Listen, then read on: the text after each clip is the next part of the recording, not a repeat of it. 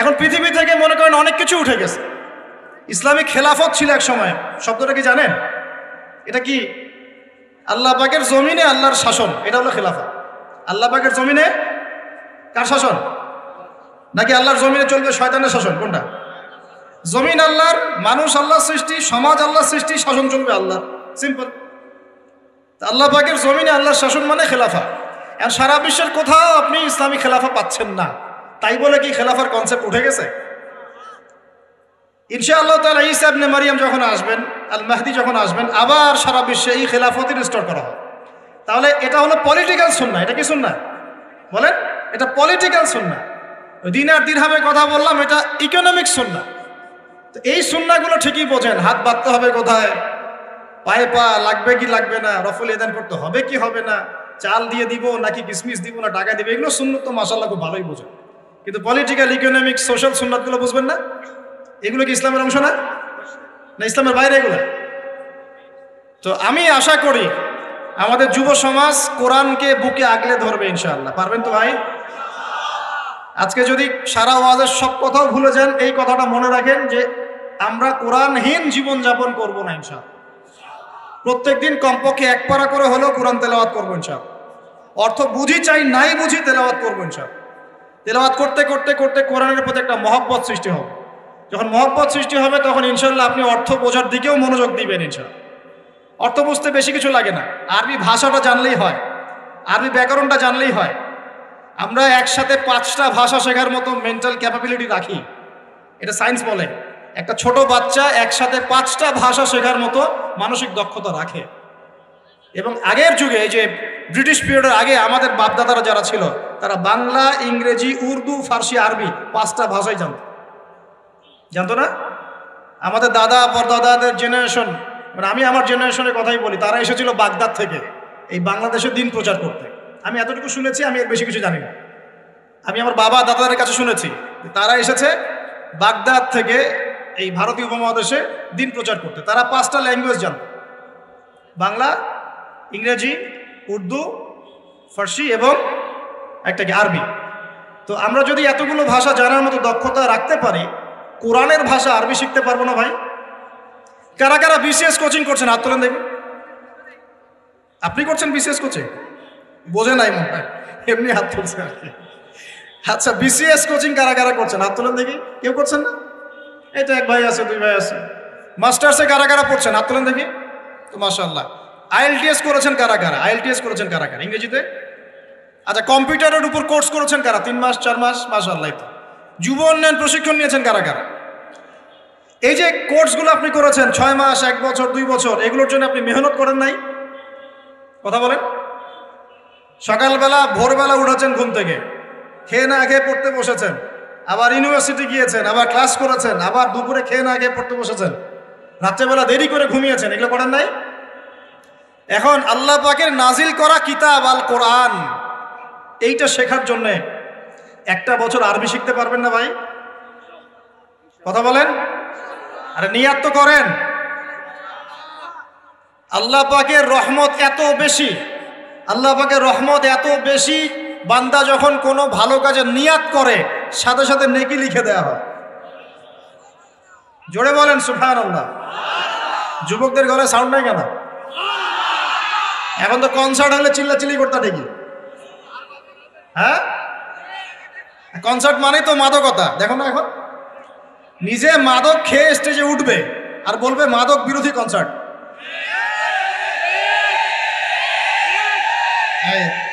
রাগ করলেন নাকি? এগুলো বাস্তবতা না? নিজে মাদক খেয়ে স্টেজে উঠে ওইটা বলে মাদক বিরোধী কনসার্টের আয়োজন করছে। আমি আপনাদেরকে একটু পরে কোরআন সুন্নাহ থেকে বলছি যে আসলে মানুষের পরিবর্তন আসলে সম্ভব কিভাবে। এইসব বোগাস শোডাউন দিয়ে সম্ভব নাকি কোরআন সুন্নাহ দিয়ে সম্ভব? তো এই যে ভাইরা যারা 6 মাস, 1 বছর, 2 বছর কোর্স করছেন, পড়াশোনা করছেন, আল্লাহর কালাম শেখার জন্য কোরআনের ভাষাটা শিখতে পারবেন কিনা? একটু নিয়াত করেন আমার সাথে, আগামী রমজান আসার আগেই আল কোরআন তেলাওয়াত করা শিখবেন ইনশাআল্লাহ। একদম মদ, মাখরাজ, তাজবিদের সাথে বিশুদ্ধ করে কোরআন তেলাওয়াত করা শিখবেন ইনশাআল্লাহ। রাজি আছেন? মাত্র 3 মাসের মধ্যে মানুষ কোরআন শিখতে পারে। মাত্র কয় মাস? 3 মাসের মধ্যে মানুষ কোরআন শিখতে পারে, এটা সম্ভব। আর যদি আপনি 2 বছর, 2.5 বছর, 3 বছর সময় দেন আরবি ভাষার পিছনে, ব্যাকরণের পিছনে, ইনশাআল্লাহ তাআলা আপনি কোরআনের অর্থ করতে পারবেন ইনশাআল্লাহ। কোরআন পড়বেন, অর্থটাও বুঝতে পারবেন ইনশাআল্লাহ। আমরা বহুত দিন নামাজ পড়েছি, নামাজে আমরা 5 ওয়াক্ত নামাজে কোরআন তেলাওয়াত করি, তারাবির নামাজে কোরআন তেলাওয়াত করি। আমাকে একটু বলেন তো সততার সাথে, কয়দিন আপনার চোখ দিয়ে পানি পড়েছে? বলেন, 10 দিন কান্নাকাটি করেছেন কারা কারা? একদিন, অন্তত একদিন কোরআন শুনে কান্নাকাটি করেছেন কারা কারা? আলহামদুলিল্লাহ, হাত নামা। দেখেন, আমরা কোরআন পড়েও কেন চোখ দিয়ে পানি বের হয় না? কারণ কোরআনের যে অর্থ, যে মানে ব্যাখ্যা, ইন্টারপ্রিটেশন, এবং কোরআনের যে ভিতরের অন্তর্নিহিত নিগূঢ় একটা রহস্য, এইটা আমাদের কলিজার মধ্যে পতিত হয় না। কেন হয় না? কারণ আমি তো ভাষাটা জানি না, আমি তো ভাষা জানি না। আপনার সন্তান বা বাবা মা অসুস্থ, মনে করেন, কথার কথা, আল্লাহ না করুক, তো এখন আপনি ওযু করে 2 রাকাত নামাজ পড়ে আল্লাহর কাছে দোয়া করছেন যে আল্লাহ, আমার বাবা অসুস্থ, আমার মা অসুস্থ, আমার সন্তান অসুস্থ, আল্লাহ তুমি তাকে শেফায়ে কামেলা দান করো, বলে আমিন। এই কথাটা বলার সময় কি আপনার মনের মধ্যে কোনো আবেগ কাজ করে কি করে না? করে না? চোখ দিয়ে কখনো কখনো পানি বের হয় কি হয় না? অনেকের মা মারা গেছেন, বাবা মারা গেছেন না, তার কবরের সামনে গিয়ে দাঁড়ান, হাত তুলে দোয়া করেন, আপনার মন থেকে কি একটা ফিলিংস আসে কি আসে না? চোখ দিয়ে পানি বের হয় কি হয় না? তাহলে আল্লাহ পাকের কালাম কোরআন পড়ে কেন আমাদের চোখ দিয়ে পানি ঝরছে না? উত্তর কি? উত্তর হচ্ছে কোরআন পড়ে বোঝার মতো আবেগ আপনার অন্তরে তৈরি হচ্ছে না। এখন কেন তৈরি হচ্ছে না? উত্তর কি? কারণ আপনি আমি সেই ভাষাটা বুঝি না। কথা কি বুঝতে পারছেন যুবক ভাই? লেকচারগুলো আমার মূলত যুবকদের জন্যই, কারণ বৃদ্ধদেরকে দিয়ে খুব বেশি খেদমত আর হবে না মনে হচ্ছে। হবে? হ্যাঁ, আন্ডারস্টিমেট করি নাই। সমাজ পরিবর্তন হয়েছে প্রত্যেক যুগে যুগে যুবকদের হাতে। কাদের হাতে? আর বয়স্ক যারা থাকেন তারা যদি বুদ্ধিমান হন, যুবকদেরকে সঠিক পথে পরিচালিত করেন। আর এখন দেখা যাচ্ছে যৌবনে যে যত বেশি শয়তান ছিল, বার্ধক্যে আরো বড় শয়তান হচ্ছে দিন। যৌবনকালে যে যত বড়, যে লেভেলের শয়তান ছিল, বার্ধক্যে আরো বড় লেভেলের শয়তান হচ্ছে। একদম মনে করেন যে বয়স হয়ে গেছে 50-60, তারপরে দুনিয়ার মোহ নেশা যাচ্ছে না। আরো কিভাবে 10টা ফ্ল্যাট, একটা ফ্ল্যাট আছে, আরো কিভাবে আরো একটা হবে। হ্যাঁ, 10 বিঘা জমি আছে, আরো কেমনে 5 বিঘা হবে। এই ব্যবসার এই অবস্থা আরো কেমনে বেশি হয়। সারাদিন দুনিয়া দুনিয়া দুনিয়া নিয়ে। দুনিয়াদার ব্যক্তিদের হাতে কি সমাজ ইসলামিক বিপ্লব হয়? দুনিয়াদার মানুষদের হাত দিয়ে কি ইসলামের বিপ্লব হয়েছে? নাকি আল্লাহ এবং তার রসুলের প্রেমে বা ইশকে পাগল এই মানুষদেরকে দিয়ে দিনের খেদমত হয়? কোনটা বলেন তো? যারা আল্লাহ এবং তার রসুল এবং তার দিনকে মহব্বত করে, এই মানুষদেরকে দিয়ে দিনের খেদমত হয় না? যুবকদের সামনে ভবিষ্যৎ পড়ে আছে, এবং এই বাংলার ভবিষ্যৎও তাদের হাতেই আছে। এই বাংলাদেশের ভবিষ্যৎ কাদের হাতে? ইয়াংদের হাতেই। যে যেখানে থাকো না কেন, প্রশাসনে হোক, রাজনীতির মধ্যে হোক, অর্থনীতির মধ্যে হোক, মেডিকেল সেক্টরে হোক, ইঞ্জিনিয়ারিং সেক্টরে হোক, বেসরকারি চাকরি হোক, হ্যাঁ, আলেম ওলামায়ে কেরামদের সেক্টরে হোক, মসজিদে হোক, মিম্বরে হোক, যুবকরা যে যেখানেই যাবেন ইনশাআল্লাহ আল্লাহ এবং তার রাসূলের বিধান মেনে চলবেন ইনশাআল্লাহ। এই কাজটা যদি করতে পারেন, সত্যিকার অর্থেই দেখবেন বাংলার মাটিতে দিন কায়েম হয়ে যাবে ইনশাআল্লাহ। এখন আসি মূল কথায়। এতক্ষণ যে কথাগুলো বললাম, ওই মোবাইল ফোন থেকে শুরু করে আপনাদের হাতে ধরিয়ে দিলাম, এখন থেকে আর আল কোরআন। স্মার্টফোনের সময় কম, কোরআনের সময় বেশি। রাজি আছে কিনা? স্মার্টফোনের সময় কম, কোরআনের সময় বেশি। রাজি আছেন কিনা? আল্লাহ তৌফিক দান করুন। এবার আসেন আজকের আলোচনার সংক্ষিপ্ত করে দিব। আলোচনা, বৃষ্টি যে কোনো সময় বৃষ্টি হতে পারে। আল্লাহ পাক আমাদেরকে আলোচনাটা সুন্দরভাবে শেষ করার তৌফিক দান করুন। আমি আজকে আপনাদেরকে 10টা পয়েন্ট বলবো। কয়টা পয়েন্ট ভাই? টাইটেলটা এভাবে দিবেন, সমাজ পরিবর্তনের জন্যে তাজকিয়া বা আত্মশুদ্ধির গুরুত্ব। কথা বলেন আমার সাথে। সমাজ পরিবর্তনের জন্যে তাজকিয়া বা আত্মশুদ্ধির গুরুত্ব। সমাজ পরিবর্তন হোক আপনি চান কি না? নাকি যে অবস্থায় আছে এই অবস্থায় আপনি সন্তুষ্ট? সমাজের মধ্যে সুদ আছে, আপনি সন্তুষ্ট? সমাজে মেয়েরা বেপর্দায় চলাফেরা করছে, আপনি কি সন্তুষ্ট? সমাজে বহু মানুষ আছে বেনামাজি ঘুরে বেড়ায়, আপনি কি সন্তুষ্ট? সমাজে বহু যুবক ছেলে পেলে মাদকদ্রব্য সেবন করে, আপনি কি সন্তুষ্ট? সমাজে বহু মেয়ের ইজ্জতহানি হচ্ছে, ইফটিজিং হচ্ছে, ধর্ষণ হচ্ছে, আপনি কি সন্তুষ্ট? সমাজে অনেক মানুষ দুর্নীতি করছে, আপনি কি সন্তুষ্ট? সবচেয়ে বড় কথা, সমাজে আল্লাহ এবং তার রাসূলের যে ঐশী বিধান এটা প্রতিষ্ঠিত নাই, এতে কি আপনি সন্তুষ্ট?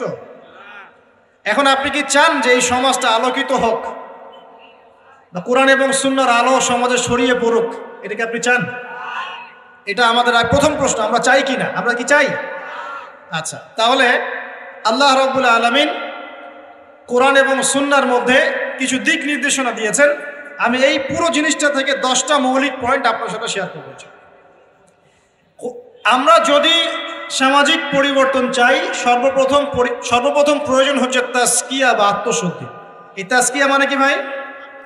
আমার সাথে কথা বলবেন। আত্মশুদ্ধি, আত্মশুদ্ধি মানে নিজের পরিশুদ্ধি, নিজের পরিশুদ্ধি। দেখুন, রাসূলুল্লাহ সাল্লাল্লাহু আলাইহি ওয়াসাল্লাম যখন সমাজে দাওয়াতি কাজ শুরু করলেন, আল্লাহর নবী কি এমন মানুষ ছিলেন যে খালি কথা বলতেন, নিজে আমল করতেন না?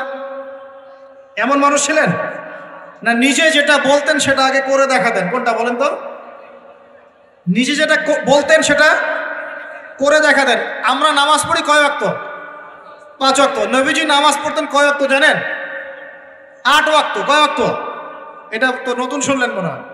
5 ওয়াক্ত নামাজ তো তিনি পড়তেনই, তার পাশাপাশি পড়তেন তাহাজ্জুদ। 5 আর আগে কত হলো? 6। এরপরে পড়তেন ইশরাকের নামাজ, কত হলো? 7। এরপরে পড়তেন চাষ্টের নামাজ, সালাতুদ দুহা, কত হলো?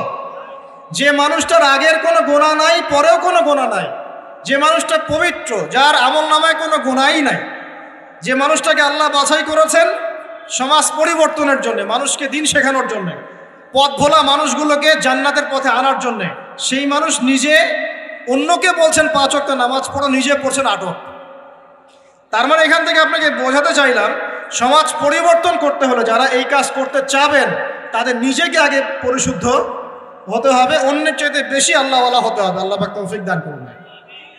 তাজকিয়া মানে হলো আত্মশুদ্ধি। আত্মশুদ্ধি সম্পর্কে আল্লাহ পাক বলেন বিসমিল্লাহির রহমানির রহিম, আল্লাহ বলেন কদ আফলাহা মান যাক্কাহা, যে ব্যক্তি আত্মশুদ্ধি অর্জন করেছে সে সফল হয়ে গেছে। বলেন সুবহানাল্লাহ। যে ব্যক্তি আত্মশুদ্ধি অর্জন করতে পেরেছে সে সফল হয়ে গেছে। ওয়াকাদ খাবা মান দাসাহা, আর যে ব্যক্তি আত্মশুদ্ধি অর্জন করতে পারে নাই সে ব্যক্তি ধ্বংস হয়ে গেল। বলি নাউজুবিল্লাহ। আত্মশুদ্ধি মানে আত্মার পরিশুদ্ধি। এখানে একটু বোঝেন আমার সাথে, আমরা নামাজ পড়ি, ফিজিক্যাল ভূমিকা এখানে আছে কিনা? নামাজে ফিজিক্যাল ভূমিকা আছে কিনা? এই যে নামাজে বাহ্যিক শারীরিক কিছু কার্যকলাপ আছে কিনা? কিন্তু এই নামাজটাই যদি আমি মনের মধ্যে রিয়া নিয়ে পড়ি, নামাজ কবুল হবে কিনা? কথা বলেন। আচ্ছা, তার মানে নামাজ পড়ার সাথে সাথে অন্তরের পরিশুদ্ধিও দরকার আছে। আপনি এখন যাকাত দিচ্ছেন, নামাজ পড়ছেন, সওম রাখছেন, সব কি শারীরিক ইবাদত না? শারীরিক আর্থিক ইবাদত না? হজ করছেন, উমরা করছেন, সব শারীরিক ফিজিক্যাল ইবাদত। কিন্তু মনের মধ্যে আছে অহংকার, মনে আছে রিয়া, মনে আছে কুফরি, মনে আছে নেফাক, এখন ইবাদত কবুল হবে কিনা? তার মানে বাহ্যিক ইবাদতের সাথে অভ্যন্তরীণ পরিশুদ্ধি না থাকলে আমাদের ইবাদত কবুল হচ্ছে না। হচ্ছে না। একজন ব্যক্তি ইসলামের সব মানে ভেতরে মুনাফিকি, এই নফসের এই দোষের কারণে তার কি এই ঈমান কোনো কাজে দিবে কিনা? মনে করেন আব্দুল্লাহ বিন উবাইয়ের মতো একজন মানুষ, যে মুখে মুখে স্বীকার করেছে যে হ্যাঁ আল্লাহ ছাড়া কোনো ইলাহ নাই, মুহাম্মদ সাল্লাল্লাহু আলাইহি ওয়াসাল্লাম আল্লাহ রাসূল, মুখে স্বীকার করেছে, কিন্তু মনে মনে ইসলামকে স্বীকার করে নাই, ভিতরে ভিতরে ইসলামের সাথে শত্রুতা করে, গাদ্দারি করে। মনের এই দোষের কারণে তার বাহ্যিক এই যে স্বীকৃতি, এটা কাজে আসবে কি আসবে না? আসবে? আসবে না। মনে করেন আপনি খুব আমল করছেন মাশাআল্লাহ, কিন্তু আকীদার মধ্যে খুব গলদ আকীদা আছে। আকীদার মধ্যে গলদ আকীদা আছে। যেমন একটা গলদ আকীদা হচ্ছে, আপনি মনে করেন যে ইসলামের কিছু অংশ মানলেই হয়, কিছু অংশ না মানলেও চলে। ইসলামের বিধান ওই যুগে চলতো, এই যুগে চলে না। ইসলামের কিছু বিধান আছে যেগুলো এখন পালন করা যায় না, আগে যেত। আকীদায় গলদ। কেউ যদি মনে করে যে তাকদীর বা ভাগ্য বলতে কিচ্ছু নাই, আমি যা করব তাই পাবো। কেউ যদি মনে করে যে আল্লাহ রাব্বুল আলামিনের জাত এবং সিফতগুলো এগুলা মানার দরকার নাই, শুধু আল্লাহকে রব হিসেবে মানলেই হয়। মানে এরকম অনেক গলদ আকীদা আছে, কিন্তু এটা নিয়ে আলাদা লেকচার দেওয়া যায়। তো এখন ইবাদতের আমল সে করছে ঠিকই, কিন্তু আকীদার মধ্যে গলদ বিশ্বাস আছে, এখন তার ইবাদত কবুল হবে কিনা? কথা বলেন, হবে না। একজন ব্যক্তি মনে করেন সুন্নতের উপর আমল করছে, কিন্তু মুহাম্মদ সাল্লাল্লাহু আলাইহি ওয়াসাল্লামের শানে এবং তার অবমাননায় তার অন্তর কলিজা কাঁপে না। কথা বুঝতে পারছেন কি? সুন্নাহর উপর আমল করছে ঠিকই, কিন্তু মুহাম্মদ সাল্লাল্লাহু আলাইহি ওয়াসাল্লামের মহব্বত ভালোবাসা তার ভিতরে নাই, ইবাদত কবুল কতটুকু হবে চিন্তা করেন। এই যে ভিতরের বিষয়গুলা, অন্তরের সাথে সম্পৃক্ত বিষয়, ভিতরের আকীদা, ভিতরের মহব্বত, আল্লাহর প্রতি ভয়, আল্লাহর প্রতি একটা ইহসান, মনটাকে রিয়া মুক্ত করা, অহংকার মুক্ত করা, হ্যাঁ, অন্যের প্রতি বিদ্বেষ মুক্ত করা, তারপরে কুফর নেফাক এগুলো মুক্ত করা, এই যে অন্তরের সাথে সম্পৃক্ত বিষয়গুলোই এই তাজকিয়া বা আত্মশুদ্ধির মৌলিক বিষয়। আমার কথা কি বুঝতে পারছেন? এখন কিভাবে এটাকে পরিশুদ্ধ করব? বিশ্বাস করেন, ভিতরটা যদি পবিত্র থাকে, বাহিরের ইবাদত অল্প হলেও জান্নাতে যাবেন ইনশাআল্লাহ। ভিতরের বিষয় যদি পবিত্র থাকে, বাহিরের আমল যদি কমও হয়, ইনশাআল্লাহ আপনি জান্নাতে যাবেন। বিশ্বাস করছেন না? এক ব্যক্তির কথা শোনাই, তাহলে বুঝবেন।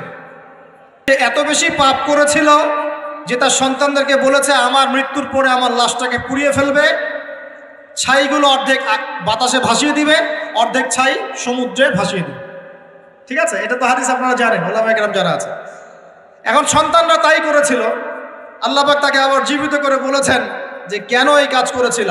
সে বলেছে মিন খাশিয়াতিকা ইয়া রাব্বি, আল্লাহ তোমার ভয়ে কাজ করেছি। ওয়া আনতা আ'লামু মিন্নি, আপনি আমার চেয়ে ভালো জানেন যে আমি আপনার ভয়ে করেছি না অন্য কোনো কারণে করেছি। তো আল্লাহ পাকের ভয়ে সে এমন একটা কাজ করেছে যে কাজটা কিন্তু মনে হচ্ছে কুফরি, কারণ সে মনে করছে আল্লাহ তাকে আবার পুনরুত্থিত করতে পারবে না, তাই সন্তানদেরকে বলছে আমাকে পুড়িয়ে ছাইটাই ভাসিয়ে দিস।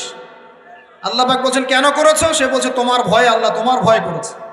আল্লাহ পাক তাকে বললেন তুমি যদি আমার ভয়েই করে থাকো, আর হ্যাঁ তুমি আমার ভয়েই করেছিলে, আজকে আমি তোমাকে মাফ করে দিলাম, যাও। সেই ব্যক্তি বলেছিল আমার চেয়ে বড় পাপ কেউ করে নাই, আল্লাহ যদি আমাকে ধরতে পারে তাহলে খবর আছে। তার মানে তার ধারণা আল্লাহ তাকে ধরতে পারবে না, এটা কিন্তু কুফরি আকীদা। তারপরে আল্লাহ পাক তাকে কিন্তু মাফ করলেন। কেন? সে বলছে আল্লাহ আমি শুধু আপনার ভয়েই কাজটা করেছি, আর আপনি খুব ভালোই জানেন আমি আপনার ভয় করেছি। কিন্তু এই যে ভিতরের পরিশুদ্ধতার কারণে আল্লাহ বাইরের গুনাহটা মাফ করে দেবে। আমার কথা মানে বুঝতে পারছেন? মানে ভিতর যদি পরিষ্কার হয়, পরিচ্ছন্ন হয় এবং আকীদা ঠিক থাকে, তাজকিয়া ঠিক থাকে, আমল অল্প হলেও ইনশাআল্লাহ জান্নাতে যাবো ইনশাআল্লাহ। খুশি হন নাই? তা একবার বলেন সুবহানাল্লাহ। এবার আসেন কিভাবে এটা অর্জন করতে পারি। এক নাম্বার, তাজকিয়া বা আত্মশুদ্ধি অর্জনের প্রথম কাজ হচ্ছে, সর্বপ্রথম কাজ সেটা হলো নিজেকে নিয়ে ফিকির করবেন, অন্যের ফিকির বাদ দিবেন। কি বললাম ভাই? নিজেকে নিয়ে ফিকির করবেন, অন্যের ফিকির আপাতত বাদ দিবেন। আজকে থেকে আগে ফিকির হবে কাকে নিয়ে? নিজেকে নিয়ে। আমি দলিল দিচ্ছি, এমনি কথা বলছি না। আল্লাহ পাক বলছেন সূরা মাইদা আয়াত নাম্বার 105, সূরা মাইদা আয়াত নাম্বার 105, আল্লাহ পাক বলছেন ইয়া আইয়ুহাল্লাযীনা আমানু, হে মুমিনগণ, আলাইকুম আনফুসাকুম লা ইয়াদুররু মান দাল্লা ইন ইহতাদাইতুম ইলাল্লাহি মারজিউকুম জামিআন ফায়ুনাব্বিউকুম বিমা কুনতুম তা'মালুন। আল্লাহ পাক বলছেন হে মুমিনগণ, হে তোমরা যারা ঈমান এনেছো, আলাইকুম আনফুসাকুম, আগে তোমরা নিজেরা নিজেদের নফসের খবর নাও। কি বলছেন আল্লাহ পাক? নিজেরা নিজেদের নফসের খবর নাও। লা ইয়াদুররু মান দাল্লা ইন ইহতাদাইতুম, কেউ যদি পথভ্রষ্ট হয়ে যায় এতে তোমার কোনো ক্ষতি নাই, আগে নিজের খবর নাও, নিজের নফসের খবর। তাহলে প্রথম কাজ কি ভাই? আমার সাথে বলেন। এবার নিজের নফসের একটু খবর নেই ভাই, আমার সাথে বলেন দেখি কার কার বয়স এখানে 20 বছর ক্রস করেছে? হাত তোলেন, হাত নামান। এবার কার কার বয়স 30 বছর ক্রস করেছে? কার কার বয়স 40-50 ক্রস করেছে? আচ্ছা এবার হাত নামান। এবার আজকে বাসায় গিয়ে ঠান্ডা মাথায় আমার এই কথাটা শুনবেন। জাদনান ভাই ঢাকা থেকে 6 ঘন্টা জার্নি করে আসছিল, আইসা আমার এই কথাটা বইলা গেছে। কি বলছে? এই যে 30 বছর, 20 বছর, 40-50 বছর আপনার জীবন থেকে চলে গেছে, একটু চোখ বন্ধ করে আজকে বাসায় গিয়ে আপনি চিন্তা করবেন, নিজের নফসের খবর কিভাবে নেবেন সেটা বলছি। চিন্তা করবেন যে এই 40 বছরে 30 বছরে আপনি 30 দিন জামাতের সাথে নামাজ পড়েছেন কিনা। মন খারাপ করলেন? আত্মশুদ্ধি এবং আত্মসমালোচনা এভাবেই করতে হয়। চিন্তা করবেন 30টা রোজা যে আমার জীবনে চলে গেল, আমি সব বছর প্রত্যেকটা রোজা রেখেছিলাম কি না। চিন্তা করবেন এই 30 বছরে আপনি বেশি না ভাই 30টা সূরা পড়েছেন কিনা, 30 দিন কোরআন নিয়ে বসেছেন কিনা, 30টা আয়াত আপনি মুখস্থ করেছেন কিনা। 30টা আয়াত, মাত্র 30টা আয়াত, যেমন আলহামদুলিল্লাহি রাব্বিল আলামিন, আর রহমানির রহিম, মালিকি ইয়াউমিদ্দিন, এভাবে 30টা আয়াত আপনি মুখস্থ করেছেন কিনা, মাত্র 30টা। চিন্তা করবেন ঠান্ডা মাথায় 30টা হাদিস নবীজির পড়েছিলেন কিনা সারা জীবন, 30 দিন দান সৎকা করেছেন কিনা, মানুষকে সৎ কাজে আদেশ করেছেন কিনা, একটু আল্লাহর রাস্তায় সময় দিয়েছিলেন কিনা, মানুষকে অসৎ কাজে বাধা দিয়েছিলেন কিনা, দিন প্রচারের জন্য কিছু একটা করেছিলেন কিনা, একটা বই লিখেছিলেন কিনা, একটা লেকচার দিয়েছিলেন কিনা, মিম্বরে দাঁড়িয়ে একটা খুতবা দিয়েছিলেন কিনা, একটা হালাকায় বসে মানুষকে কিছু ভালো নসিহত করেছিলেন কিনা, মিসকিনকে খাইয়েছিলেন কিনা, এতিমখানায় 30টা টাকা দান করেছিলেন কিনা, মসজিদ মাদ্রাসায় দিনের খেদমতের জন্য কিছু করেছিলেন কিনা। এই ফিকিরটা ভাই করা যাবে কি বাসায় গিয়ে? আমি জানি হয়তোবা, আল্লাহ না করুক, কিন্তু হয়তোবা বেশিরভাগ মানুষের উত্তর আসবে কি হ্যাঁ না না। এখন আমাকে বলেন সমাজ পরিবর্তন হবে কিভাবে বলেন? এই মানুষগুলোকে দিয়ে, এই অবস্থার এই মানুষগুলোকে দিয়ে? আপনার তাই মনে হয়? দেখেন ভাই, একটা কথা আমি আপনাকে বলে যাই যে আমরা জীবন পেয়েছি একটা, কয়টা ভাই? এরপর কোনো চান্স আসবে না। কথা সত্য না? এবং আমরা থাকতে চাই জান্নাতে। কোথায়? আমরা কোথায় যেতে চাই ভাই? এবার একটু আমার সাথে বলেন দেখি, সত্যি কি আপনার মনে হয়, সত্যি কি আমার আপনার মনে হয় যেভাবে জীবন যাপন করছি আমরা, এতে আমরা জান্নাতে যাব? অনেস্টলি কি আপনি বুকে হাত দিয়ে বলেন তো, আপনার কি সত্যি মনে হয় এই জীবন যাপনের মধ্য দিয়ে আমরা সত্যি জান্নাতে যেতে পারবো? ছেলেপেলে কিশোর গ্যাংয়ে যোগ দিচ্ছে, ছেলেপেলে টিকটক প্রজন্ম হয়ে গেছে, ছেলেপেলে মেয়েদের পিছনে আড্ডাবাজি করে টাঙ্কি মেরে বেড়ায়, ছেলেপেলে মেয়েদের সাথে ওপেনে জেনা করছে, মেয়েরাও জেনা করছে। কিছু কিছু বদ মেয়ের স্বভাব এমন, সে চাচ্ছে যেন তার সাথে জেনা করা হোক। চুল খুলে নগ্ন হয়ে রাস্তাঘাটে ঘুরে বেড়াচ্ছে। বাড়ির মেয়েরা পর্দা করছে না, মা পর্দা করছে না, বোন পর্দা করছে না, স্ত্রী পর্দা করছে না। দিব্যি বাসায় সুদের টাকা ঢুকছে, হারামের টাকা ঢুকছে, দুর্নীতির টাকা ঢুকছে, ঘুষের টাকা ঢুকছে। সত্যি মনে হয় যে এইভাবে আমল করে আমরা জান্নাতে যেতে পারবো? অথচ আল্লাহ সৃষ্টি করেছেন আমাদেরকে তার ইবাদত করার জন্য। এই দুনিয়ার জীবনে সংক্ষিপ্ত হায়াত দিয়েছেন, মৌতের পর হয় জান্নাত, তাহলে জান্নাত, আর কোনো বিকল্প অপশন নাই। তাহলে ভাই আত্মশুদ্ধির দরকার নাই? তাহলে আজকে বাসায় গিয়ে এই ফিকিরটা করা যাবে? আমিও করবো ইনশাল্লাহ, আপনিও করেন, আমি নিজেও করবো ইনশাল্লাহ, আপনিও করবেন যে এই 30-40 বছর আমরা করলামটা কি। পারা যাবে ইনশাল্লাহ ভাই? এই চিন্তা যদি আপনার রাতের ঘুমটা আজকে হারাম করে ফেলায়, কালকে থেকে ইনশাল্লাহ এই ছেলেগুলোকে দিয়ে সমাজ সংস্কার হবে, ইসলাম প্রতিষ্ঠা হবে ইনশাআল্লাহ। কি যুবক ভাইরা, হবে না ইনশাআল্লাহ? আল্লাহ পাক কবুল করুন, বলি আমিন। 1 নাম্বার, নিজের চরকায় তেল দেওয়া। অন্যের কথা পরে, কে কি করে, নামাজ পড়ে কিনা, কে কি বলে লেকচারে, কার কি সমালোচনা করা যায়, সব বাদ। আগে নিজের চিন্তা করব। আলাইকুম আনফুসাকুম, নিজের নফসের খবর নাও, বাস। এখন দেখলাম নিজের নফসের খবর ভালো না, তাহলে কি করণীয়? করণীয় হচ্ছে এই ফজরের ওয়াক্ত থেকে শুরু হবে। কালকের অপেক্ষা করব না, ফজরের ওয়াক্ত থেকে শুরু হবে। আমরা উঠবো তাহাজ্জুদে ইনশাআল্লাহ, রাজি আছি? সুন্দর মতো ওযু করবো ইনশাআল্লাহ, ওযু করে কমপক্ষে 2 রাকাত নামাজ পড়বো ইনশাআল্লাহ। পরে আল্লাহর কাছে চোখের পানি ছেড়ে দিব, দিয়ে বলবো আল্লাহ সারা জীবন যা করেছি আল্লাহ তুমি মাফ করে দাও। কি আমিন বলেন? আরে আজীব এলাকায় আসলাম রে ভাই, আপনাদের কোনো জাজবা নাই নাকি, চেতনা নাই নাকি? আমিন বলেন, আল্লাহ মাফ করে দেখ। এখন তো দোয়া কবুলের সময়, এখন যে দোয়া করবেন কবুল হবে ইনশাআল্লাহ, বিশ্বাস করছেন না? আমরা দোয়া করি অবিবাহিত যুবকদের আল্লাহ বিয়ের ব্যবস্থা করে দাও, শাবাশ। আমরা দোয়া করি যে বেকার যুবক যারা, তাদেরকে আল্লাহ রিজিকের ব্যবস্থা করে দাও। আল্লাহ যেসব মেয়ে দিনী বোনদের বিয়ে শাদী হচ্ছে না তাদেরও বিয়ের ব্যবস্থা করুন। আল্লাহ পাক যুবক ভাইদেরকে দ্বীনের জ্ঞান অর্জনের তৌফিক দান করুন। সামনে হজের মৌসুম আসতেছে, অনেকে হজে যাবে ইনশাআল্লাহ, আমাদেরকেও যাওয়ার তৌফিক আল্লাহ দান করুন। আল্লাহ রাব্বুল আলামিন আমাদের যুবক ভাইদেরকে আগামী দিনে বাংলার জমিনে দ্বীন কায়েমের জন্য কবুল করে নেন, আমিন। উলামায়ে কেরামের মধ্যে আল্লাহ মহব্বত বাড়ায় দেন, দলে দলে বিভক্তিগুলো বন্ধ করেন। দলে দলে বিভক্তি শুনলে আবার গা জ্বলা শুরু করে, এই জন্য অনেকে আমাকে একটু রাগ করেন আমার সাথে, এসে আমার সাথে দলীয় পরিচয় দিবেন না, আমি অমুক দল করি, আমি তমুক দল করি। দলে দলে তো বিভক্ত করে উম্মাটাকে বিভক্ত করে রেখে দিয়েছে নাকি, হাজার হাজার ফেরকায় বিভক্ত করে রেখে দিয়েছে। কারোর সাথে কারো ভালো সম্পর্ক নাই, কিন্তু মুখে কিন্তু বলে যে আমরা সবাই এক, কিন্তু আদতে সেটা নাই। মনের ভিতরে যে কি পরিমাণ হিংসা আর বিদ্বেষ, সেটা তো মাঠে যারা চলাফেরা করে তারাই বুঝতে পারে। বিভক্তিগুলো খুব ভালো জিনিস।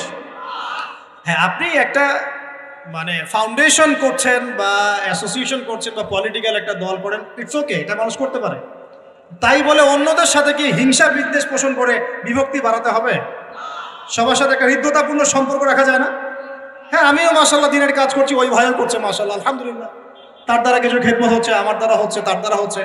ইনশাআল্লাহ একদিন যখন আল্লাহ পাকের পক্ষ থেকে মনোনীত কোনো নেতা আসবে, তখন সবাইকে ঐক্যবদ্ধ করবেন ইনশাআল্লাহ। আল্লাহ পাক সেই নেতৃত্ব নিয়ে আসুন বলি আমিন। দোয়া করা যায় না? আল্লাহ পাক নিয়ে আসবেন ইনশাআল্লাহ। আর যদি দেখি যে আসছেই না, তাহলে নেতা হইতে হবে। যখন মাঠে নেতা নাই, তখন নেতা হতে হবে। নেতা হওয়ার আপনারা যোগ্যতা অর্জন করেন, পড়াশোনা করেন। কোরআনে কিন্তু নেতৃত্বের দুইটা বৈশিষ্ট্য বলা আছে। কয়টা ভাই? তালুতের কথা মনে আছে? তালুত আর জালুত সূরা কোন সূরা আছে বলেন? কেউ বলতে পারবে? এই যুবক ছেলেটা বলো, কোন সূরা আছে? মাশাআল্লাহ, সূরা বাকারায়। শোনেন, বনু ইসরাইল মুসা আলাইহিস সালামের পরের নবীকে বলছেন, ওই নবীর নাম ইউশা বিন নুন, যে হে নবী, আমরা আল্লাহর পথে জিহাদ করতে চাই। কি করতে চাই? এই শব্দ তো কোরআনে নাই, আছে না নাই? এই শব্দ বললে তো কিছু মানুষ খারাজি ফতোয়া মারা শুরু করে। বড় মুশকিল আছে এদেরকে নিয়ে। আমি আশ্চর্য একটা জিনিস, ইবাদতকে সন্ত্রাস বানাই দিলেন কিভাবে? ইবাদতকে সন্ত্রাস বানালেন কিভাবে? পশ্চিমের টাকা খেয়ে? হ্যাঁ, পশ্চিমারা যা বুঝায় তাই বুঝতে হবে? ইসলামের সংজ্ঞা ব্যাখ্যা ওরা দিবেন, আমরা দিব? সুবহানাল্লাহ। ব্রিটিশ আমলে আমাদের বাপদাদারা যে ওদেরকে পিটিয়ে বের করেছিল, তারা কি সন্ত্রাসী ছিল? আমাদের বাপদাদারা সন্ত্রাসী ছিল? বলেন তো। জুলুমের বিরুদ্ধে কেউ দাঁড়িয়ে গেলে সে সন্ত্রাসী হয়?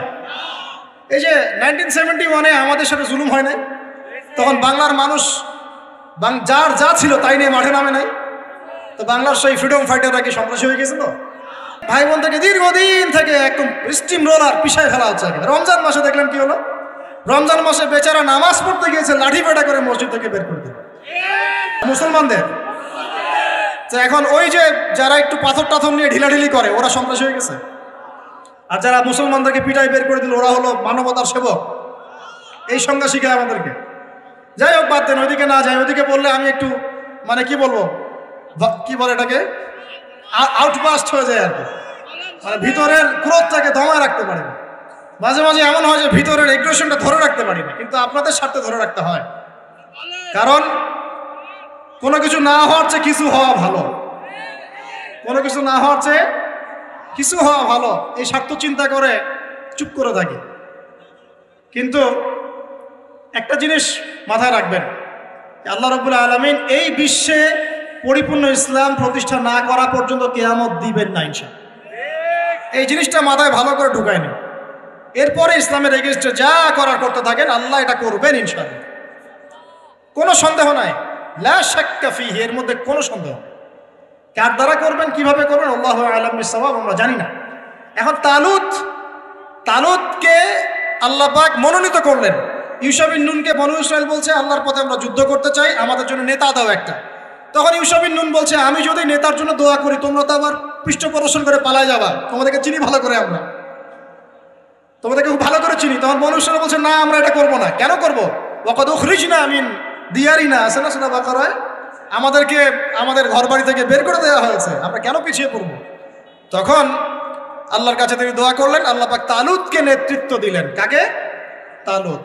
আর এই যে তালুতকে নেতৃত্ব দিয়েছেন, এই নেতৃত্ব দেওয়ার পর আল্লাহ পাক বললেন যে তালুতকে আমি 2টা স্পেশাল গুণ দিয়েছি। কয়টা ভাই? তার মানে নেতৃত্বর স্পেশাল গুণাবলী কয়টা? একটা হচ্ছে জিসমান, তালুতকে আমি দিয়েছিলাম শারীরিক শক্তি, ফিজিক্যাল স্ট্রেংথ, শারীরিক শক্তি। আর এখন বহু নেতা সমাজে দেখা যায় হাঁটতেই পারে না। নেতা হওয়ার আগে আগে ফিজিক্যালি স্ট্রং হতো, তাই না ভাই? ফিজিক্যালি স্ট্রং না হতে পারলে নেতৃত্ব দিতে পারে?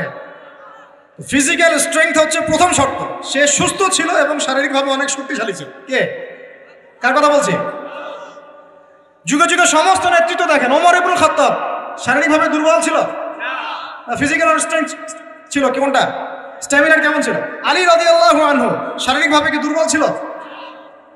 উসমান, আবু বকর রাদিয়াল্লাহু আনহুমা তারা কি দুর্বল ছিল?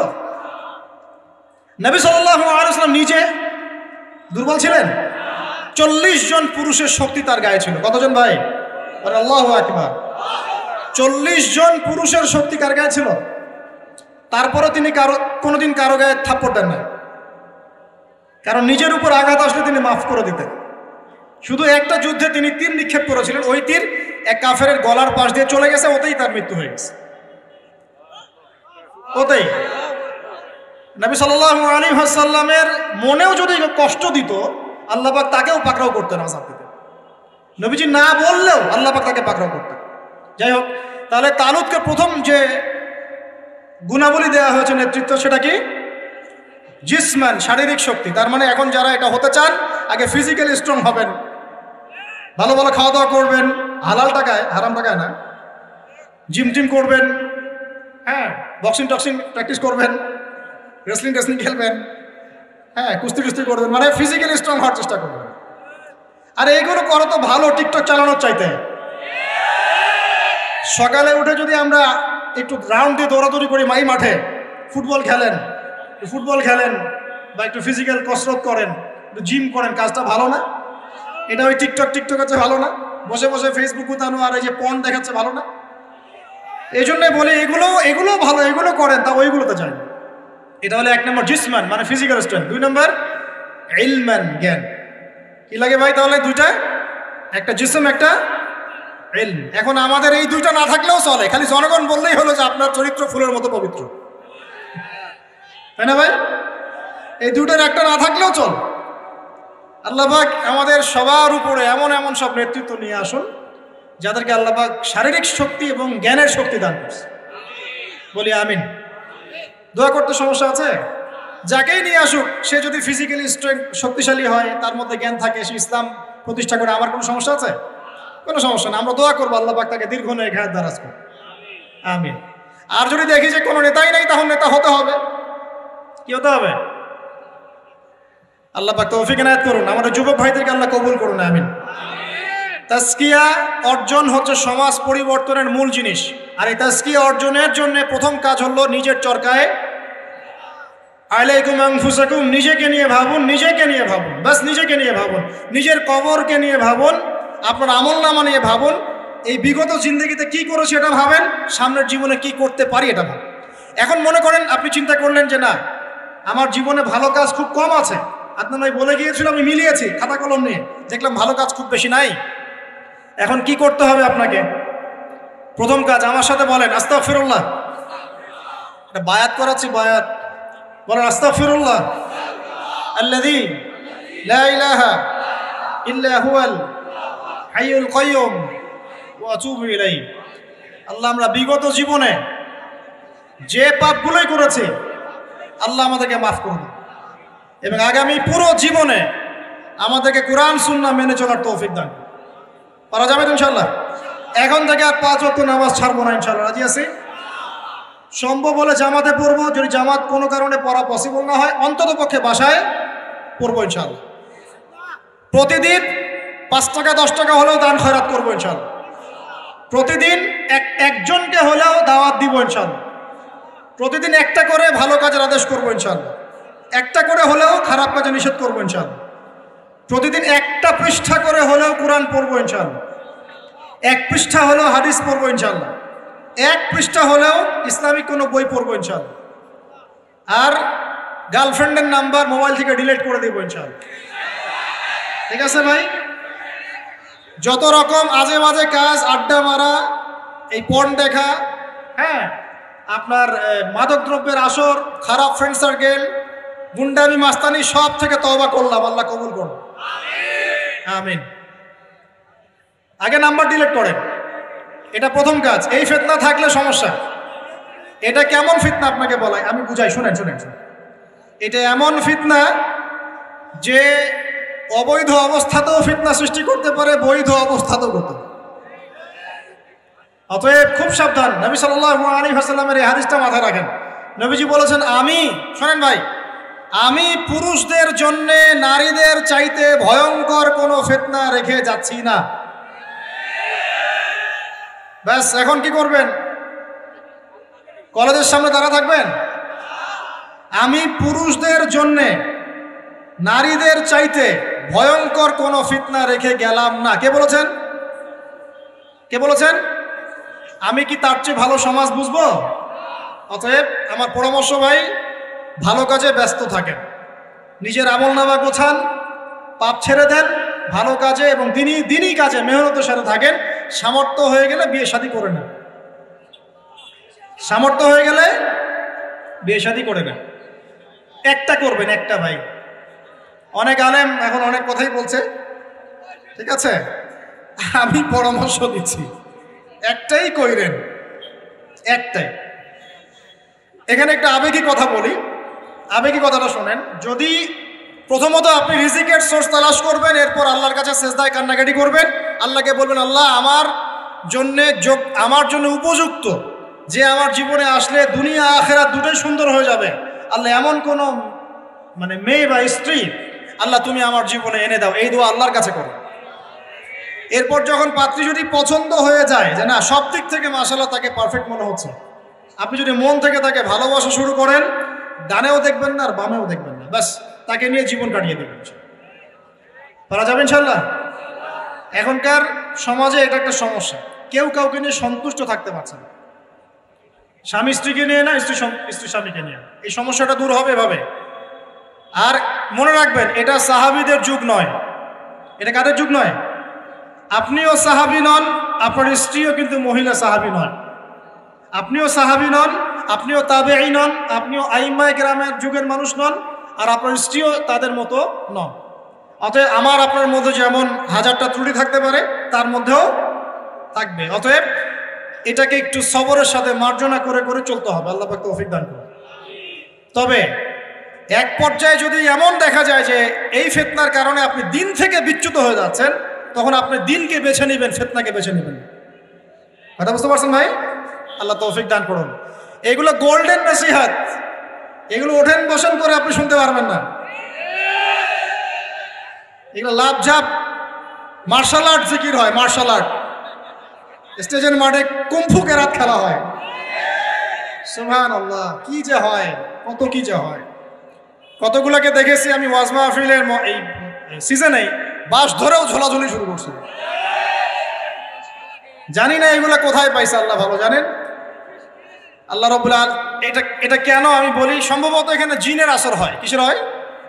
সম্ভবত জিন বলতে কিন্তু কিছু আছে, আপনি জানেন কিনা? মানুষের উপর ভর করে, কিন্তু জিন কিন্তু মানুষের উপর ভর করতে পারে, আর মেয়েদের উপর বেশি ভর করে। যারা বেপরদায় বাইরে যায়, এইসব মেয়ের উপর জিন বেশি ভর করে। তো এগুলো থেকে বাঁচার জন্য দৈনন্দিন জিকির আজগার করতে হয়। সকাল সন্ধ্যায় অনেক জিকির আজগার, মাসনুন দোয়া কালাম আছে, এগুলো পড়তে হয়। যেমন আয়াতুল কুরসি জানা আছে তো? আলহামদুলিল্লাহ। আয়াতুল কুরসি পড়লে শয়তান কাছে আসবে না ইনশাআল্লাহ। সূরা ফালাক নাস ইখলাস জানা আছে তো? সকাল সন্ধ্যায় 3 বার করে ইনশাআল্লাহ। সূরা বাকারার শেষের 2 আয়াত জানা আছে? রাত্রেবেলা একবার। প্রেসক্রিপশন দিচ্ছি, এগুলো বিনা হাদিয়াতে প্রেসক্রিপশন দিচ্ছি। এগুলো কবিরাজের কাছে নিতে গেলে ও তো হাদিয়া নিবে, আর ডাক্তারের কাছে গেলে বলবে অ্যান্টি ডিপ্রেশন একটা ওষুধ দিয়ে দিবে, ঘুমের একটা ওষুধ খাও, ঠিক হয়ে যাবে, রিল্যাক্স। কিন্তু সব রোগের ট্রিটমেন্ট মেডিকেল সায়েন্স করতে পারে না। রুকিয়া, বদনজর, জাদুগ্রস্ততা, সেহের, এগুলোর ট্রিটমেন্ট মেডিকেল সায়েন্স করতে পারে না। এগুলো ট্রিটমেন্ট কোরআন করবে, হাদিস করবে, দোয়া কালাম করবে। ট্রিটমেন্ট কি? আগে আপনাকে পবিত্র থাকতে হবে, পাক পবিত্র থাকতে হবে, ওযু অবস্থায় থাকার চেষ্টা করতে হবে, ডেইলি ফরজ ওয়াজিব আদায় করতে হবে, পর্দা মেনে চলতে হবে, কোরআন তেলাওয়াত করবেন। স্পেশালি এই আয়াতগুলোকে বারবার তেলাওয়াত করবেন। সূরা ফালাক, সূরা নাস, সূরা ইখলাস, আয়াতুল কুরসি, সূরা বাকারা শেষের 2 আয়াত, সূরা হাশরের শেষের 3 আয়াত। আর একটা বড় অস্ত্র বলে দেই, এটা পড়লে শয়তান বাপ বাপ করে দূরে চলে যাবে ইনশাআল্লাহ। বলে দিব সূরা কাহফ এর প্রথম 10 আয়াত। সূরা কাহফের যত বড় জিন শয়তান হোক না কেন, ইবলিসের বাপও যদি আসে, সূরা কাহফের 10 আয়াত পড়বেন, সে দূরে চলে যাবে। বিশ্বাস করছেন না? ইভেন এই যে করোনা ভাইরাস চলেছিল না মাঝখানে, ওই সময় কিন্তু আমরা দেশে সফর করেছি, লক্ষ লক্ষ বলবো না, বেশি হয়ে যাবে, হাজার হাজার মানুষের সাথে মোসাফাও করেছি। এই যে এখানে আসলাম, অনেকে মোসাফা করলেন, যাওয়ার সময় করবেন, করবেন কি না? এই যে বললো যে হাত মিলানো যাবে না, বললো না কয়দিন আগে? সবার মুখে পট্টি থাকবে, হাত মেলানো যাবে না, তাই না? করোনার সময় আমরা এভাবে করেছি, একদিনও জ্বর হয়নি আলহামদুলিল্লাহ। কিছু করেছি আর করি নাই, প্রতিদিন সূরা কাহফের 10 আয়াত পড়েছি। নিজের কথা বললাম, এরকম কাজ হয় তো? প্রতিদিন সূরা কাহফের 10 আয়াত পড়েছি। আমি বলছি না এটাই পড়েন, এটাই পড়া সুন্নত, এটা বলছি না। ব্যক্তিগতভাবে এটার উপর আমল করেছিলাম, আলহামদুলিল্লাহ, আল্লাহ পাক হেফাজত করেছে। অনেকে সূরা ওয়াকিয়া তেলাওয়াত করেন রাত্রেবেলা। সূরা ওয়াকিয়া তেলাওয়াত করার বদলতে রিজিক বাড়ে, রিজিক প্রশস্ত হয়। অনেকে আত্মীয়তার সম্পর্ক বজায় রাখেন, রিজিক প্রশস্ত হয়। অনেকে চাশতের নামাজ পড়েন, ওই যে 2 রাকাত সালাতুদ দুহা আদায় করেন, এর বদৌলতে দেখা যায় রিজিক প্রশস্ত হয়। অনেকে ওযু অবস্থায় থাকেন, রিজিক প্রশস্ত হয়। এক এক মানুষকে আল্লাহ এক একটা আমলের ওসিলায় আল্লাহ পাক তার মঞ্জিলে মাকসুদে পৌঁছায় দেন। আলহামদুলিল্লাহ। তো আলহামদুলিল্লাহ, এটা একটা অস্ত্র। আল্লাহ পাক আপনাদের সবাইকে সূরা কাহফের উপর আমল করার তৌফিক দান করুন, আমিন। তো প্রিয় ভাই, শেষ করতে হবে, লম্বা করব না, আস্তে আস্তে ঘুরিয়ে নিচ্ছি। 1 নাম্বার কি কাজ?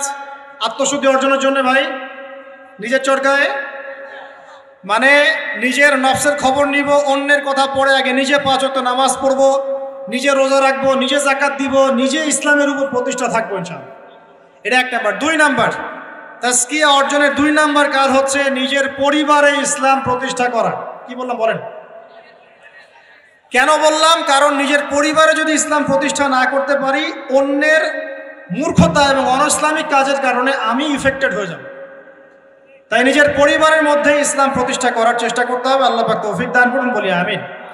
আল্লাহ পাক সূরা তাহরিমের 6 নম্বর আয়াতে বলেছেন যে কু আনফুসাকুম, নিজে জাহান্নামের আগুন থেকে বাঁচো, ওয়া আহলিকুম নারা, তোমার পরিবারকে জাহান্নামের আগুন থেকে বাঁচাও। পরিবার আছে কার কার? হাত তুলেন দেখি। মাশাআল্লাহ, সবারই তো আছে। পরিবার মানে কি? স্ত্রী সন্তান কার কার আছে? হাত তুলেন। আচ্ছা, হাত নামান। দেখেন, বাবা মা এগুলো পরিবারের অন্তর্ভুক্ত বিষয়, কিন্তু বাবাকে আপনি শাসন করতে পারবেন না, মাকে আপনি শাসন করতে পারবেন না, তাকে আপনি নসিহত করতে পারবেন, দাওয়াত দিতে পারবেন। আর আপনার আন্ডারে যারা আছে, আপনার স্ত্রী, আপনার সন্তান, এরা হচ্ছে পরিবারের অন্তর্ভুক্ত, আপনার কাছের, এদের উপর আপনি শাসন চালাতে পারবেন।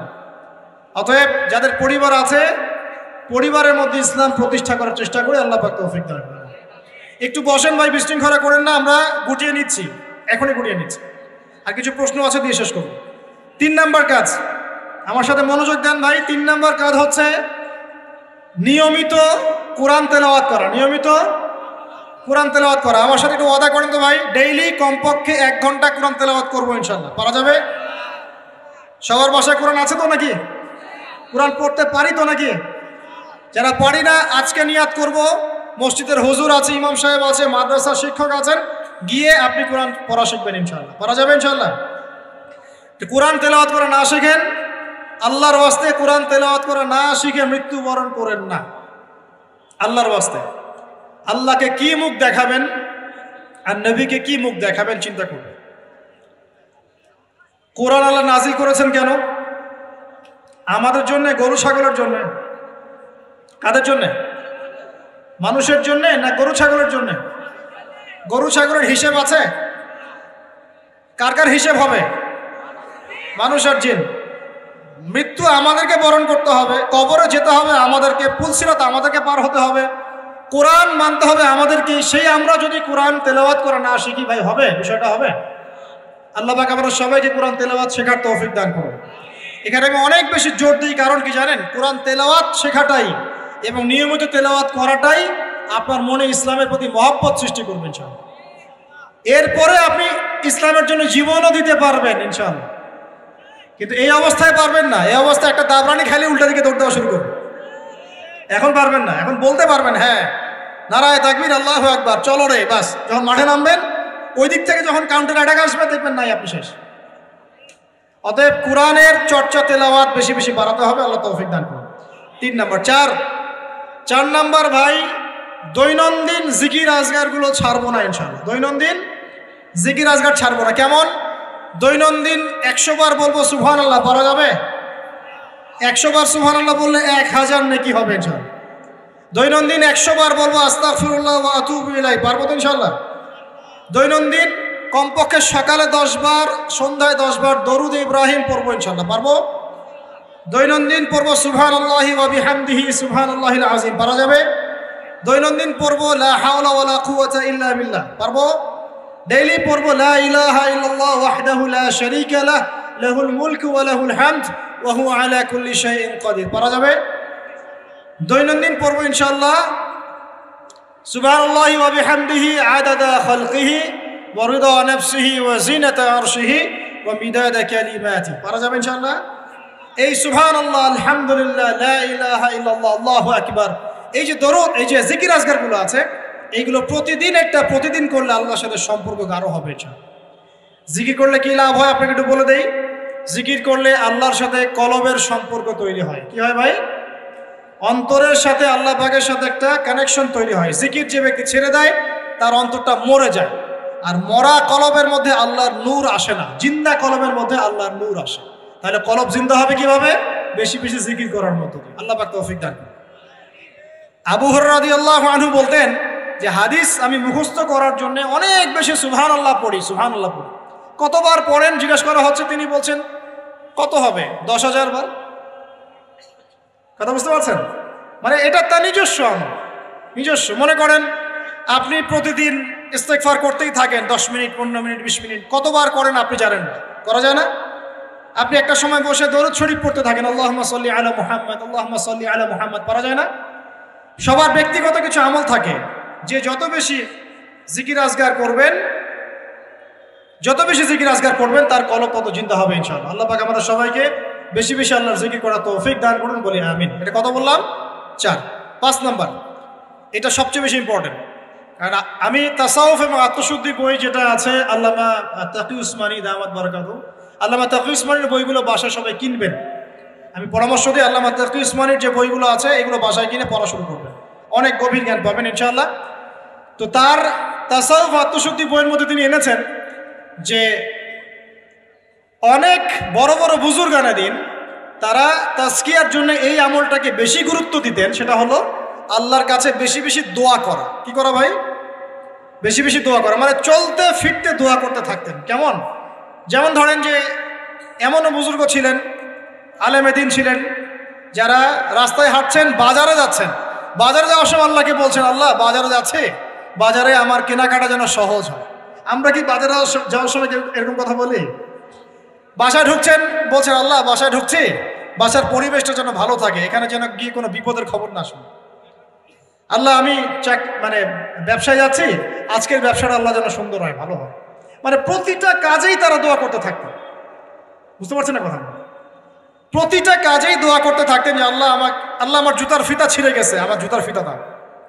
আল্লাহ আমি খুব ক্ষুধার্ত, আল্লাহ একটু ভালো খাবারের ব্যবস্থা করুন। আল্লাহ আমি খুব পিপাসার্থ, আমার জন্য একটা ভালো হালাল পানির ব্যবস্থা করুন। আল্লাহ আমার সন্তানটা অসুস্থ, আল্লাহ তাকে শেফা দিও।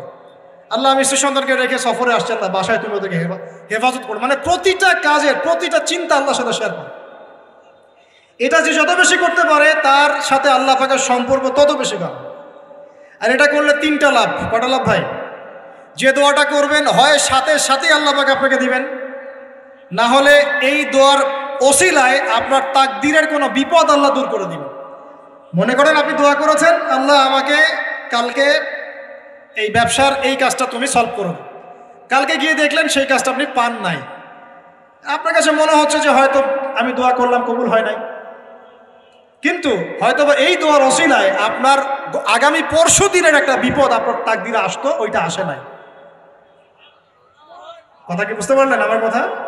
এইভাবে আল্লাহ পাক দোয়ার বদৌলতে মানুষের তাকদির থেকে অনিষ্টগুলো দূর করতে থাকেন। আর এটাও যদি না হয়, কিয়ামতের মাঠে নেকির পাল্লায় ওইটা আপনাকে আল্লাহ দিয়ে দিবে।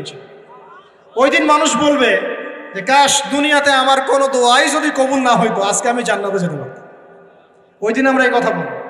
অতএব বুদ্ধিমান সে ব্যক্তি যে বেশি বেশি আল্লাহর কাছে দোয়া করতে থাকে, প্রতিটা বিষয়ে আল্লাহর কাছে দোয়া করতে থাকেন। আল্লাহ আমার মনটা অস্থির, মনটাকে শান্ত করো। আল্লাহ আমাকে কোরআন শিক্ষার তৌফিক দাও। আল্লাহ আমাকে নামাজ পড়ার তৌফিক দাও। আল্লাহ আমি হারাম সম্পর্ক থেকে বেরিয়ে আসতে চাই, আমাকে হালাল একটা সম্পর্ক করার তৌফিক দাও। দোয়া করা যায় না ভাই?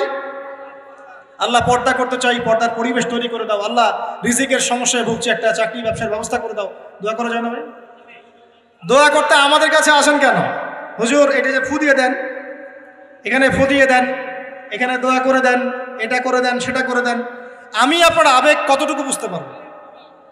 আমার দরকার একটা জব, এই জব ছাড়া আমি চলতেই পারছি না। আপনার ওই চাহিদা তো আমি বুঝতে পারবো, আপনার চাহিদার ফিলিংসটাকে আমি বুঝতে পারবো। আপনার বাবা চলে গেছেন, বাবা হারানোর ব্যথা আপনি বুঝতে পারছেন, আমি খালি বলতে পারবো মুখ দিয়ে আল্লাহ আপনার বাবাকে মাফ করুন। আমি কি আবেগটা অনুভব করতে পারলাম? অতএব দোয়া সরাসরি আল্লাহর সাথে করার চেষ্টা করেন।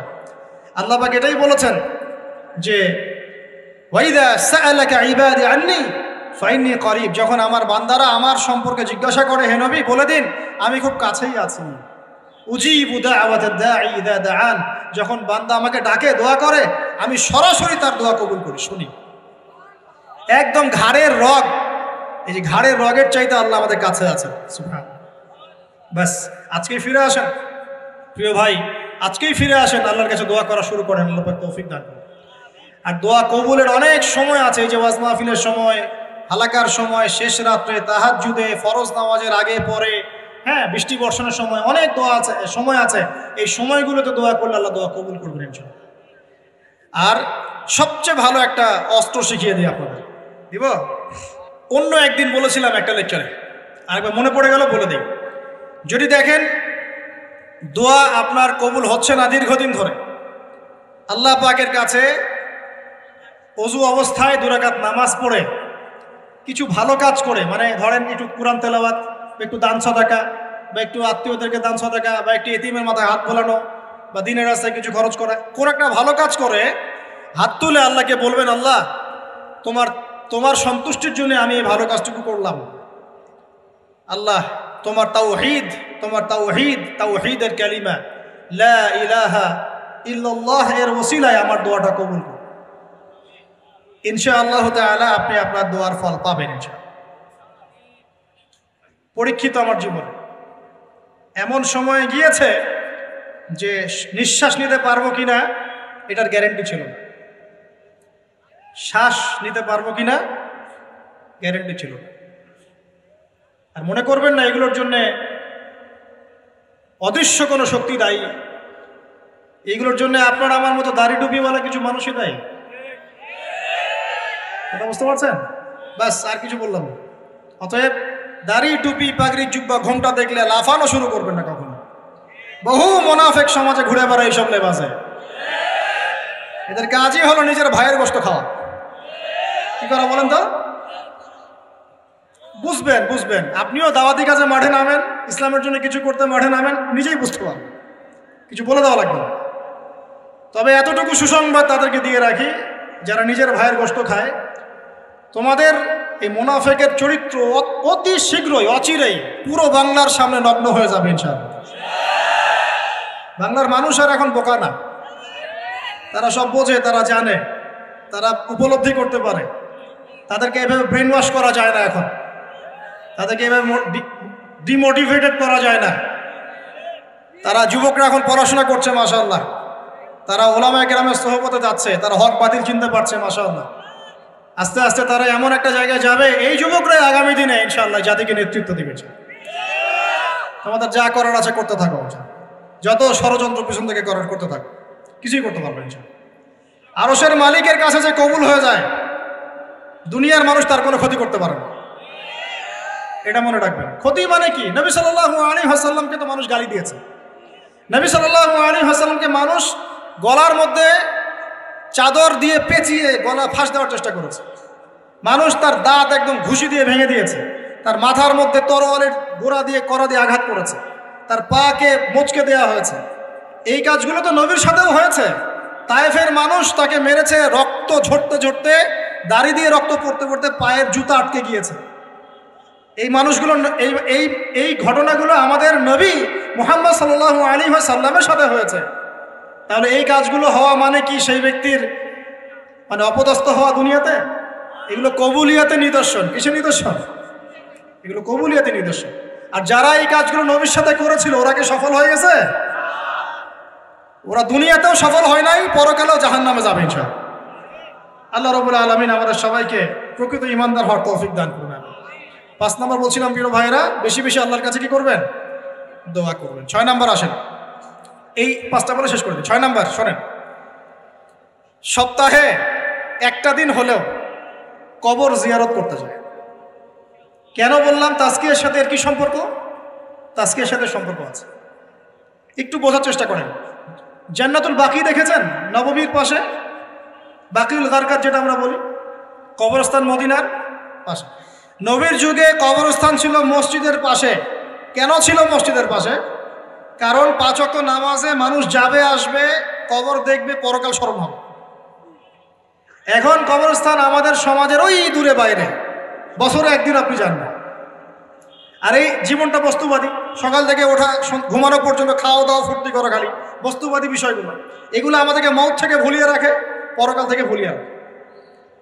তাই মাঝে মাঝে কবর জিয়ারত করলে আপনার কবর, এটা বন্ধ করো প্লিজ, মাঝে মাঝে কবর জিয়ারত করলে আপনার পরকালের কথা কি হবে? স্মরণ হবে। তখন আপনারও ফিকির হবে যে আমাকেও একদিন এখানে আসতে হবে এবং ইনশাআল্লাহ এই জন্য প্রস্তুতি গ্রহণ করা আমার উচিত। এই ফিকিরটা মনে হবে না? এখন কি মনে হয় এগুলো? এখন মনে হচ্ছে না। আল্লাহ পাক আমাদের সবাইকে মাঝে মাঝে হলেও অ্যাটলিস্ট কবর জিয়ারত করে পরকালকে স্মরণ করার তৌফিক দান করুন। 7 নাম্বারটাও অনেক বেশি ইম্পর্টেন্ট, এটা শোনেন। 7 নাম্বারটা হচ্ছে বেশি ইম্পর্টেন্ট, এটাও। সেটা হলো আল্লাহওয়ালা কিছু মানুষ আছে দুনিয়াতে, আছে না? যে মানুষগুলো আত্মশুদ্ধি, যাদের মধ্যে আত্মশুদ্ধি আছে, যারা আল্লাহওয়ালা, পরহেজগার, যাদের মধ্যে হিংসা বিদ্বেষ এই বিষয়গুলো খুব কম, এবং যারা কোরআন সুন্নাহ নিয়ে গবেষণা করেন, মানুষকে ভালো কিছু দেওয়ার চেষ্টা করেন, এই মানুষগুলোর সাথে সম্পর্ক রেখে তাদের সাথে সহবতে চলবেন। তাদেরকে দেখে আপনি শিখতে পারবেন। সবকিছু বইপত্র পড়ে হয় না, কিন্তু ওলামায়ে কেরামের কাছাকাছি গিয়ে সহবতে গিয়ে দিন শিখতে হবে। আল্লাহ পাক তৌফিক দান করুন। সাহাবীরা কিন্তু বইপত্র পড়ে কোরআন হাদিস শেখেন নাই, জানেন? তারা কোরআন হাদিস এগুলো শিখেছেন স্বয়ং নবীকে দেখে শিখেছেন। দেখে শিখেছেন না? তার পরের জেনারেশন সাহাবীদেরকে দেখে শিখেছেন, তার পরের জেনারেশন তাবেঈদেরকে দেখে শিখেছেন, তার পরের জেনারেশন তাবেঈদেরকে দেখে শিখেছেন। এইভাবে আস্তে আস্তে আস্তে আস্তে এই সিলসিলা চলে আসছিল। এখন আমরা কি করি? ইন্টারনেট দেখে শিখি। কি দেখে শিখি? একটা মাসআলা জানতে চান, বাস ঢুকলেন ইউটিউবে, ফেসবুকে, তখন দেখলেন ওই মাসআলা নিয়ে 10 আলেমের 10 রকম মন্তব্য। মাথা খারাপ এখন, তাই না ভাই? তারপরে দেখেন যে অমুক যা বললো তমুকের বিরুদ্ধে।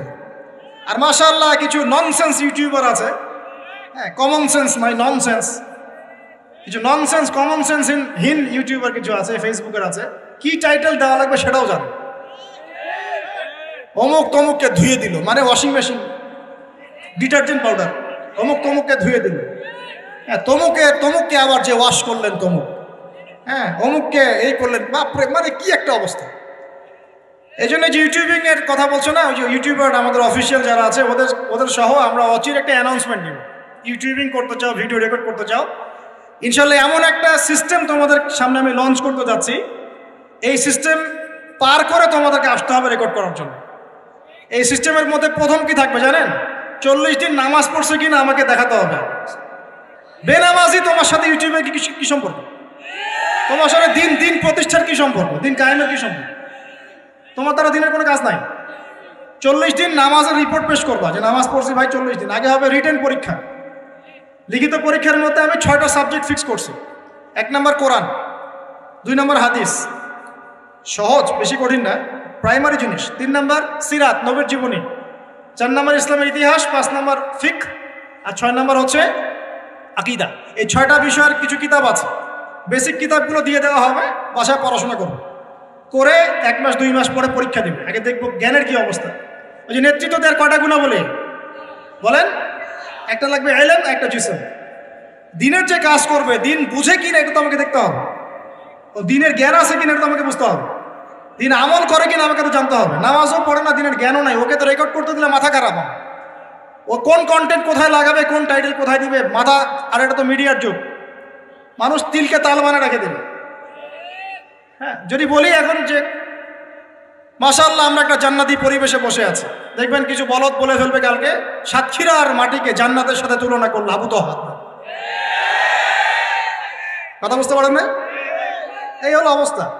ইন্টেলেকচুয়াল অবস্থা আমাকে জানতে হবে তো। আগে রিটেন পরীক্ষা দিবে, তারপর ভাইবার পরে আমরা কিছু ক্রাইটেরিয়া দিব।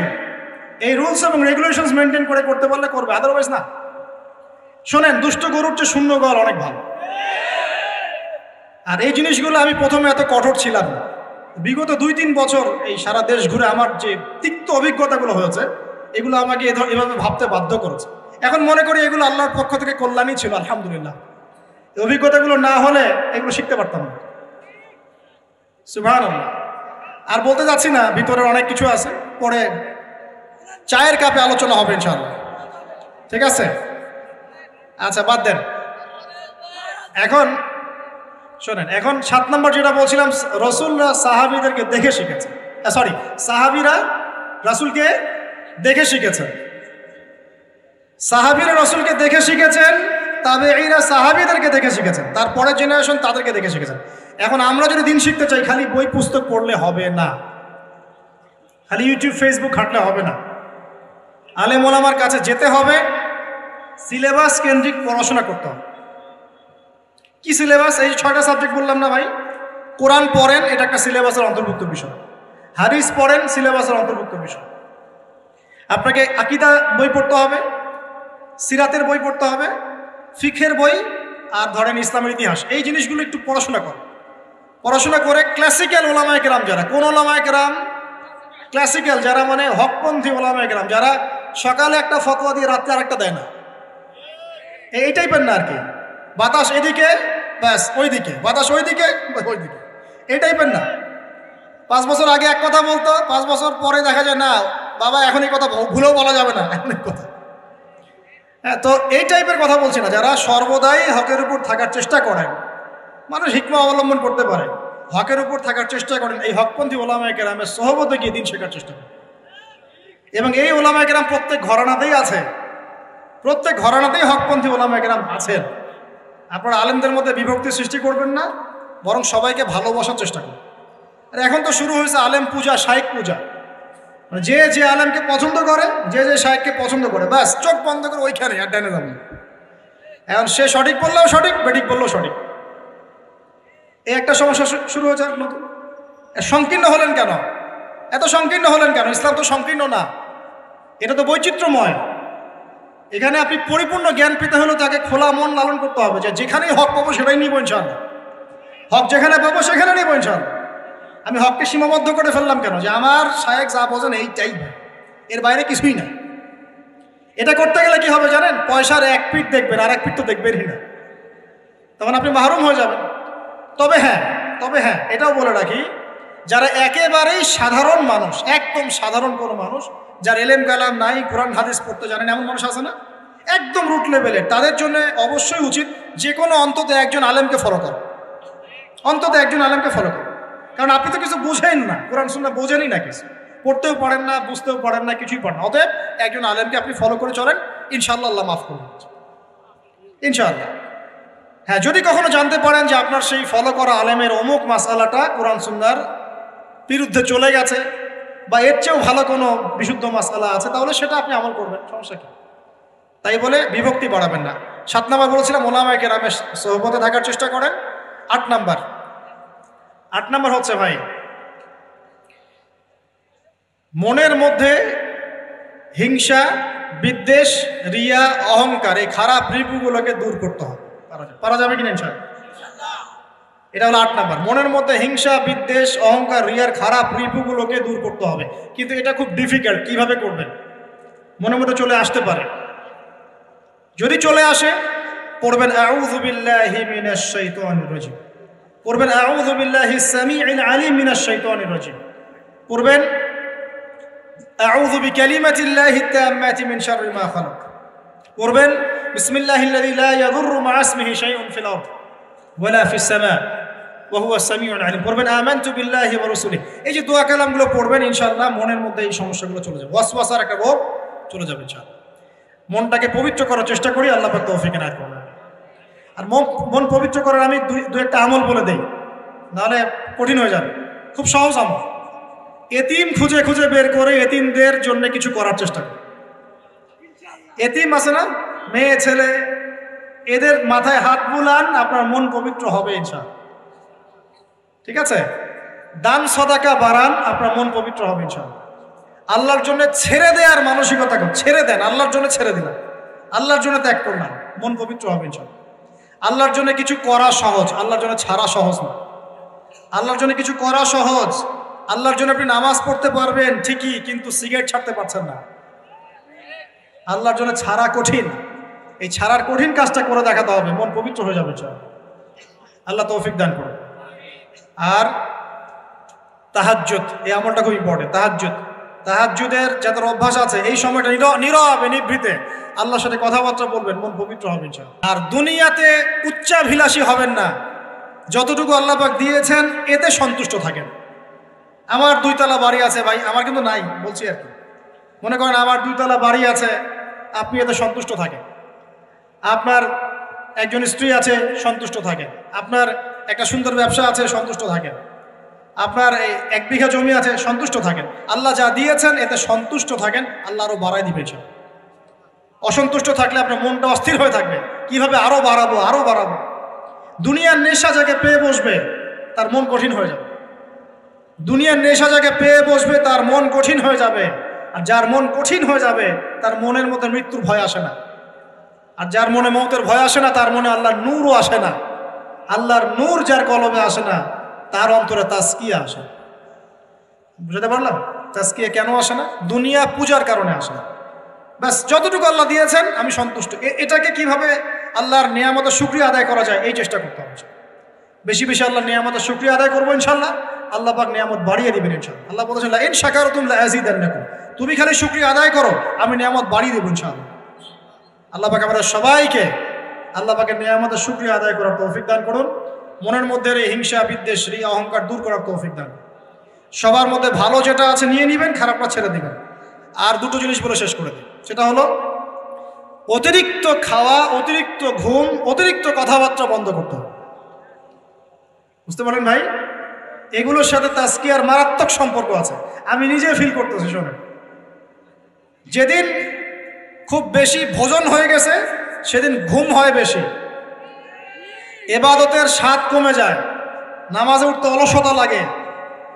কথা কি ঠিক না বেঠিক?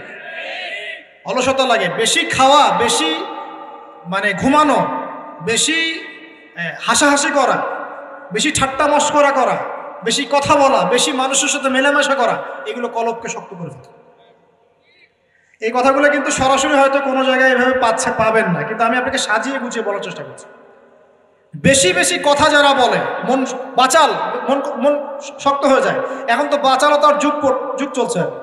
টিভি খুললেই টকশো খালি বকবক বকবক বকবক। টকশো করতে করতে দেশের জিডিপি বাড়ায়, দেশকে একদম আমেরিকার পর্যায়ে নিয়ে চলে গেছে। মনে ভাবখানে এমন কিছু বুদ্ধিজীবীর সলিউশন নাই, কিন্তু খালি বকবক বকবক বকবক। কোনো মডারেটর আসে, ও আবার বিতর্ক উস্কে দেয়। কিছু অনলাইন প্ল্যাটফর্ম দেখেন না, ও আবার মজা, এটাই তার বিজনেস, কারণ যত ভিউ হবে তত ডলার। এখানে ওর স্বার্থ, এটা সব স্বার্থ, সবই স্বার্থে হচ্ছে এখন, স্বার্থ আর স্বার্থ। ঠিক আছে, তো এত বেশি কথার দরকার নাই। আমরা জাতি হিসেবে কাজ করে দেখাবো ইনশাআল্লাহ। আমাদের সামনে কোরআন আছে, সুন্নাহ আছে, একটা ইসলাম প্রেমী জনগণ আছে, আমাদের তারুণ্যের শক্তি আছে, আমাদেরকে আল্লাহ শারীরিক শক্তি দিয়েছেন, মানসিক বুদ্ধিদীপ্ত একটা অবস্থান দিয়েছেন, আমাদের মাশাআল্লাহ ভালো নেতৃবর্গ আছে। ঐক্যবদ্ধভাবে আমরা ইসলামকে নিয়ে বিশ্ব জয় করবো।